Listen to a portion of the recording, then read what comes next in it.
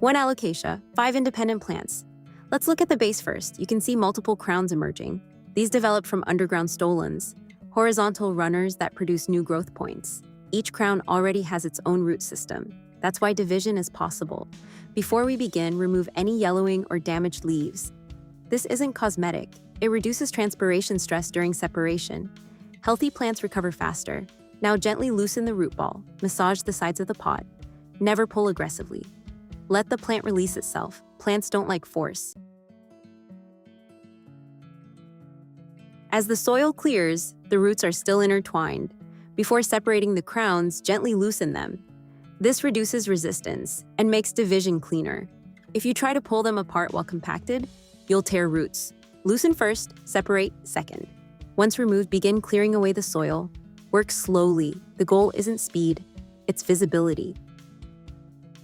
As the soil clears, you'll see how each crown connects. Some will separate easily. Others may still be attached where the stolon connected them to the mother plant. As long as each crown keeps a healthy root system, it will establish independently and continue growing without issue. Continue working methodically. Expose, separate, clean. There's something satisfying about this stage. You're not damaging the plant. You're restoring structure. If needed, snap away from the main crown, never toward it. Each division must retain its own roots. That's non-negotiable. Remove any soft or damaged roots as you go. Soft or rotted roots release with very little pressure. Healthy roots remain firm and attached.